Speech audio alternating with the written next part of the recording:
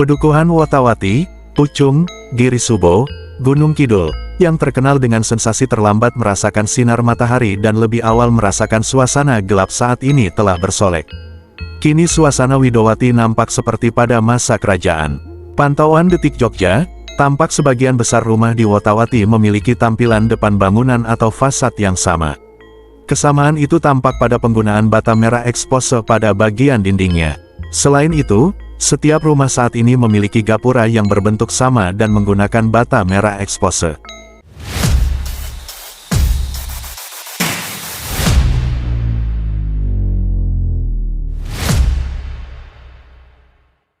Gapura tersebut identik dengan masa kerajaan sehingga menimbulkan sensasi tersendiri saat mengunjungi Wotawati. Lurah Pucung, Estu Dwiyono mengatakan perubahan fasad rumah warga sudah berlangsung sejak Juni tahun 2024. Saat itu Wotawati mendapat suntikan dana keistimewaan, Danais, sekitar 5 miliar rupiah untuk penataan tahun ini. Penataan tersebut, kata Estu, bakal berlangsung selama 3 tahun ke depan. Sedangkan jumlah rumah yang fasadnya mengalami renovasi mencapai puluhan.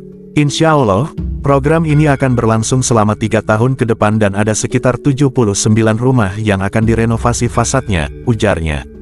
Terkait konsep fasad rumah warga khususnya gapura yang menyerupai di Bali, Estu menampiknya. Menurut Estu, penggunaan bata merah merupakan perpaduan antara masa Majapahit dan Mataram. Dengan penataan tersebut, Estu berharap Wotawati yang sebelumnya kerap disebut menjadi kawasan terisolir berubah menjadi kawasan terpadu, di mana tidak hanya menawarkan keindahan dan keunikan pemukiman tetapi juga ada camping ground termasuk sentra pertanian dan peternakan terpadu. Sementara itu, Ketua Badan Promosi Pariwisata Daerah BPPD, Daerah Istimewa Yogyakarta, DIY, GKR Bendara menyebut penataan di Wotawati memang perlu.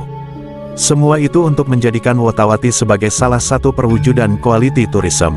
GKR Bendara juga meminta jangan sampai keindahan alam di Wotawati rusak setelah menjadi tempat wisata.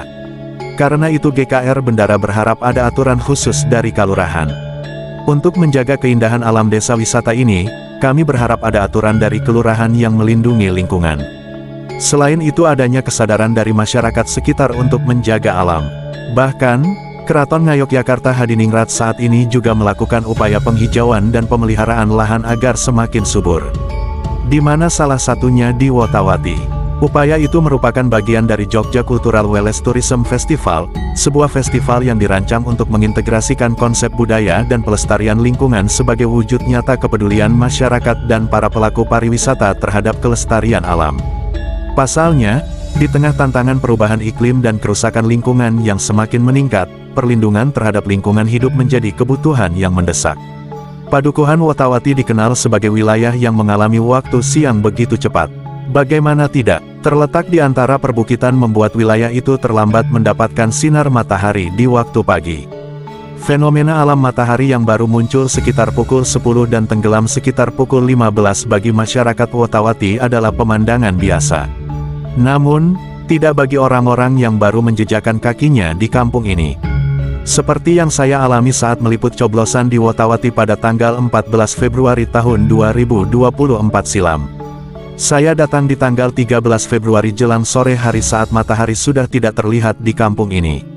Matahari yang tersembunyi di balik bukit inilah yang kemudian memunculkan fenomena kampung sudah mulai remang di pukul 15. Begitu pula saat saya datang keesokan harinya, matahari baru secara penuh menyinari kampung ini sekitar pukul 9. Saya lantas bertanya kepada beberapa warga dusun, dengan siapa saya bisa ngobrol tentang keberadaan kampung yang konon muncul di era keruntuhan kerajaan Majapahit tersebut. Nama Suratin, atau mantan duku disarankan untuk saya jumpai karena merupakan sesepuh di kampung ini. Saya bertemu dengan Pak Suratin beberapa saat jelang sore hari. Ia tengah duduk santai di ruang tamu sambil menikmati rokok dan kopi di sore hari. Ia lantas bercerita bagaimana dusun Wotawati bisa lahir. Cerita itu ia dengar dari leluhur secara turun-temurun. Rumah saya ini sudah 5 generasi loh. Pak Suratin kemudian bercerita dusun Wotawati tak lepas dari masa akhir kerajaan Majapahit.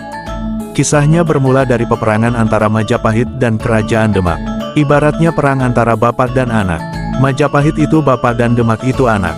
Ia melanjutkan ceritanya, salah seorang punggawa kerajaan Majapahit, yaitu Raden Joyo Sukmo dan istrinya Nimas Arum Sukmawati kemudian pergi dari Majapahit ke arah barat daya.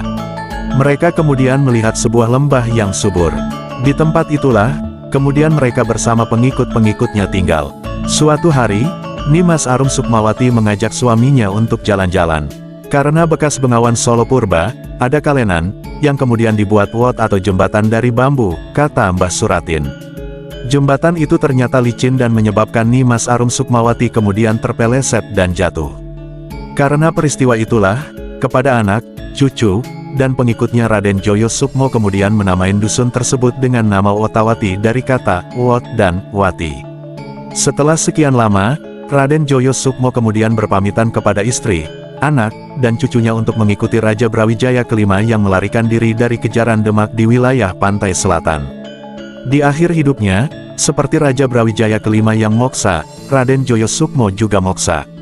Cerita-cerita di luar nalar di Wotawati. Sebagai orang yang pernah menjadi duku lebih dari 31 tahun, Suratin punya banyak cerita tentang kampungnya. Sebelum menjadi duku, ia merantau di Jakarta. Ia pulang kampung setelah banyak orang memintanya untuk ikut membangun kampungnya. Peristiwa tersebut terjadi tahun 1991. Baru beberapa bulan menjadi duku, sebuah peristiwa di luar nalar ia saksikan sendiri di kampungnya. Saat itu suasana kampung masih sangat asri. Telaga Wotawati airnya masih melimpah dan jadi andalan warga untuk bertani dan memenuhi kebutuhan hidup. Pepohonan juga masih lebat dengan banyaknya pohon aren di perbukitan. Suatu hari, dusun yang tenang itu menjadi heboh saat ada seseorang berjubah putih yang turun dari Gua Song Putri. Jadi saat itu, ada orang bertapa di Gua Song Putri. Dia turun keluar gua dengan cara berangkang atau merangkak terus menuju rumah orang yang paling nggak punya. Kepada pemilik rumah, orang tersebut lantas meminta air kelapa muda. Usai menenggak, orang tersebut terlihat bugar seperti bukan orang yang baru bertapa selama 40 hari. Kemudian orang berjubah putih itu mengundang siapa saja warga dusun yang sakit untuk datang, untuk ia sembuhkan. Kemudian berbondong-bondong orang-orang di dusun Wotawati datang ke rumah yang ada orang berjubah putih. Saya menyaksikan sendiri, Mas. Orang-orang di sini itu disembuhkan dengan doa dan diminta minum air putih, kata Pak Suratin. Menurut Pak Suratin, orang tersebut memperkenalkan diri sebagai Joko Lelono. Ia mengamat-amati secara detail wajah pria berjubah putih dengan sorban di kepala tersebut. Apa yang Suratin ceritakan diamini oleh warga, salah satunya oleh Sugito, 70. Yang orang berjubah putih, bertapa dan menyembuhkan banyak orang itu benar, banyak saksinya. Tapi pas kejadian saya kebetulan di luar kota.